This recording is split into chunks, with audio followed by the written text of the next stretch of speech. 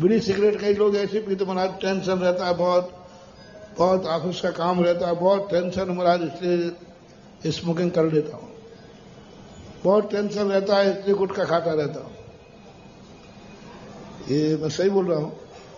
ऐसे ही बोलते ना कुछ लोग कि महाराज थोड़ा सा टेंशन रहता है इसलिए मैं गुटखा खा लेता हूं, सिगरेट पीता हूं। ये बदकिस्मती कहलाते हैं, ये बदकिस्मती कहलाते हैं। ये कभी नियम का पालन नहीं कर पाएंगे। जो टेंशन को दूर करने के लिए पाप करते हैं वे कभी पाप से मुक्त नहीं हो पाएंगे। मोटिवेशन, रिपीट कर रहा हूं, जो पाप तुम मात्र टेंशन मिटाने के लिए कर रहे हो, क्रोध में कर रहे हो, जाओ, तुम कभी पाप से मुक्त नहीं हो पाओगे, तुम्हारा नियम नहीं पड़ेगा।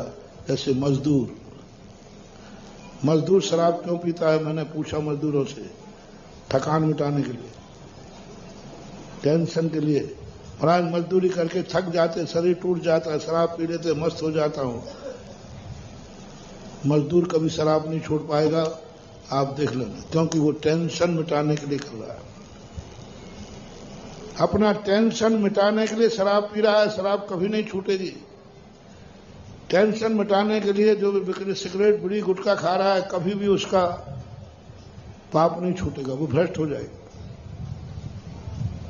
कई मजदूरों को मैंने छुड़वाया, टूट जाता नियम। बोले महाराज जी क्या करें, आप समझो बात को, हम थके हुए आते हैं।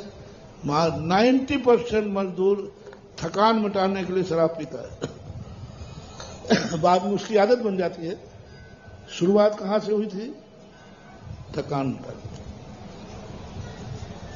इससे शिक्षा लो, कोई पाप तुम अपना टेंशन मिटाने के लिए तो नहीं कर रहे हो, फ्रेश होने के लिए तो नहीं कर रहे हो। उसी पाप का नाम विषण, यही पाप तुम्हें ले डूबेगा, तुम पाप छोड़ नहीं सकते हो। महाराज मैं टेंशन मिटाने के लिए नहीं कर रहा हूं, मैं किस्मत वाला हूं, मुझे कोई टेंशन नहीं है, मैं शौक से करता हूं।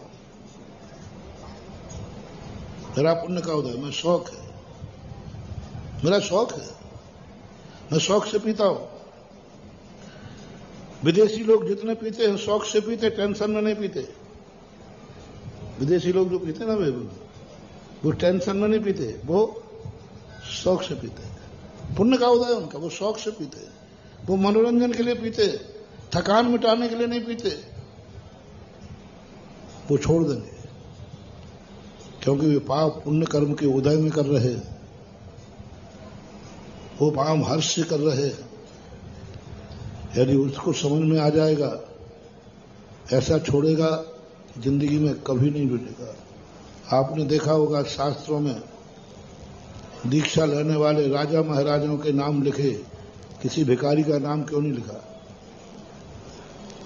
किसी भिखारी ने दीक्षा ली, कहीं मिला तुम्हें उल्लेख? हमें नहीं मिला, आप लोग बताओ किनके उल्लेख मिले?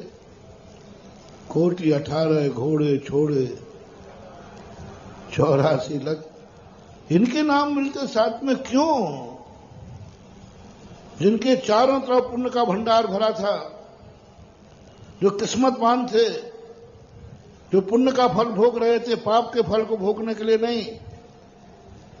उन व्यक्तियों को यदि वैराग्य आ जाए, वे कभी भ्रष्ट नहीं होंगे, वे एक दिन बढ़ते ही जाएंगे।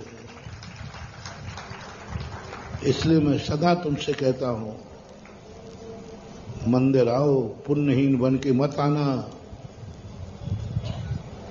पुण्यहीन मंदिर में तुम आओगे, कुछ नहीं खा पाओगे, पाप और करोगे, मंदिर को गंदा कर जाओगे। जितने ये पुण्यहीन मंदिरों में आते हैं, मंदिरों के अतिशय खत्म हो जाते हैं। पापी हुए, पुण्यहीन हुए, बदकिस्मती हुए, जो सोने को छुए माटी हो जाए, जहां हाथ डाले घाटा हो जाए, ऐसे रुवंटे लोग मंदिरों में आ जाते हैं। मंदिरों का अतिशय,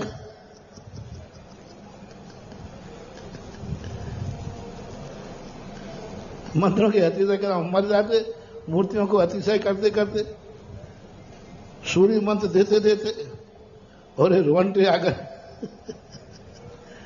सब खत्म कर दे। समझना भाई, बहुत बड़ा, मैं आगम से बोलूंगा। भाषा भली मेरी थोड़ी हो सकती है, आगम में देखो हो दरवाजे पे कहा आगम ने, कौन आया है? दुर्भागा, भाग्यहीन नहीं। दरवाजे पे क्या कहा? आओ भाग्य मेरो उदय आयो, दरस प्रभु जी को लख लयो, छवि बीत रागी नगन मुद्रा। भाग्यवान प्रवेश करे, आओ भाग्य मेरो उदय आया। ये अनुभूति जब तुम्हारे अंदर चल जाए, काय का दुर्भागा हूं, मंदिर जा रहा हूं, भाग्यवान हूं, पुण्यवान हूं, जन्म जन्म का पुण्य है तभी मेरे लिए ऐसा कुल मिला हो। क्या महानुभाव सुनो, जन्म जन्म का मैं पापी नहीं हूं, पुण्य हूं, तभी तो मेरा जैन कुल में जन्म हुआ। जन्म जन्म का पुण्य है जब मैंने ऐसे कुल में जन्म लिया, ऐसे नगर में जन्म लिया जहां जिनेन्द्र देव के मंदिर है, और मैंने जन्म जन्म का पुण्य किया कि मैं मंदिर जाने का भाव कर रहा हूं। मेरे बराबर पुण्यात्मा जगत में कोई नहीं है। ऐसा बन करके तुम मंदिर आ जाओ, मंदिरों के अतिशय 100 गुने बढ़ जाएंगे और तुम्हारा बेड़ा पार हो जाएगा। कहाँ है तू पुण्यहीन? पुण्यहीन होता तो भारत में तेरा जन्म, पुण्यहीन होता तो जैन कुल में तेरा जन्म, पुण्यहीन होता तो तेरे मंदिर आने का भाव ही नहीं आता है। कहाँ है पुण्य? थोड़ा उछलते आओ महानुभाव, पुण्य के फल के उदय में आओ। 6 महीने कर लेना, मेरी बात मान लेना। जब भी तुम मंदिर आओ पुण्य आत्मा बन के आना, बस पाप आत्मा बन के मत आना, दुर्भागा मान के मत आना, रोते हुए मत आना। भाग्यवान कभी रोता नहीं है। कहा भगवान, कहा मैं दुर्भाग्यशाली हूं? यदि मैं भाग्यहीन होता तो भाग्यहीन को तेरा दर्शन हो ही नहीं सकता, और मैं तेरा दर्शन कर रहा हूं। कहां हूं भाग्यहीन? बस ऐसी आनंद की अनुभूति आ जाए, बस किस्मत पलट गई, मंगलाचरण हो गया, और तुम्हारी जिंदगी में अब अच्छे दिन आना शुरू हो गए, क्योंकि तुम भाग्यवान।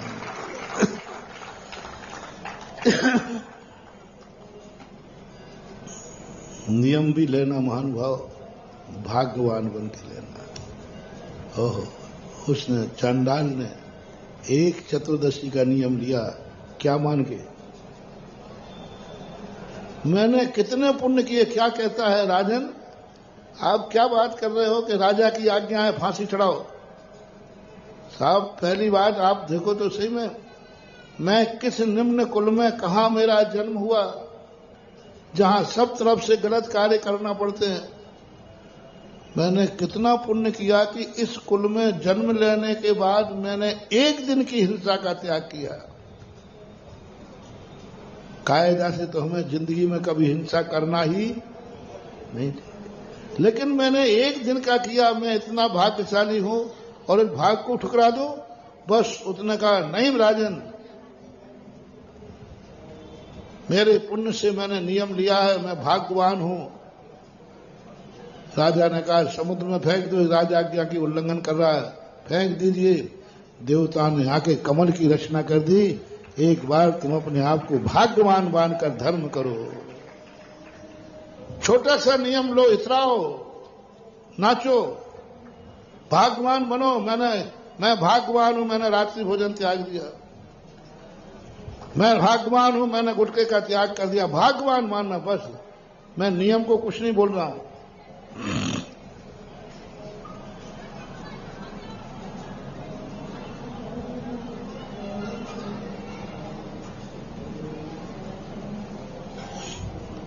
ना कोई नियम छोटा होता है, ना कोई नियम बड़ा होता है। बड़े नियम को मैं छोटा कर रहा हूं, और आज छोटे से नियम को इतना बड़ा कर दूंगा।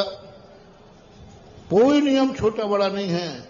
उस नियम लेने के बाद आपको कैसा लग रहा है, बस इतना सा। कितना भाग्यवान मानते हो आप? चांडाल कहता है संसार में मेरे से बराबर भाग्यवान कोई नहीं है, कि राजा मुझे मौत का भय दिखा रहा है, फिर भी मैं अपने नियम पर अडिग हूं। क्या ये मेरे भाग्यवान नहीं है? पर उसी भाग्यवान ने देवताओं के सिंहासन हिला दिए। तुम्हारा नियम कोई भी नियम है, भार महसूस नहीं होना चाहिए। न ये मंदिर कोई काम के हैं, न ये दान कोई काम का है, न ये मुनि व्रत कोई काम का है। कुछ नहीं है बंधु, इस दुनिया में कुछ नहीं है।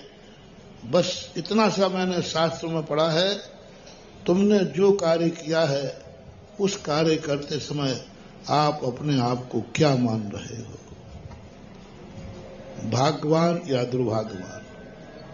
बस भाग्यवान मेरे भाग्य हैं, मैंने आज ये नियम ले लिया। मेरे कितने भाग्य हैं कि आज मैं सुबह उठकर मंदिर जा रहा हूं। मेरे भाग्य तो देखो कितने हैं, मैं सुबह अभिषेक कर रहा हूं। मेरे भाग्य देखो, मैं प्रवचन सुन रहा हूं। बस कुछ नहीं, प्रवचन सुनने में कुछ नहीं होना। मेरे कितने भाग्य हैं कि मैं पंचम काल में जिनेन्द्र देव का अभाव होने के बाद भी जिनवाणी सुन रहा हूं, वो भी गुरु मुख से सुन रहा हूं। कहां मेरे भाग्य तो देखो कितने हैं।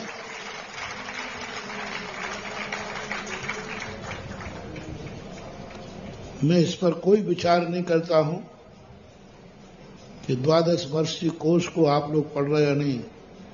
मुझे तो जब गदगद हो जाता हूं जब तुम एक बुढ़ा 80-90 साल का कहता है, महाराज जी मेरे कितने भाग्य हैं कि मैं जीव कांड पढ़ रहा हूं।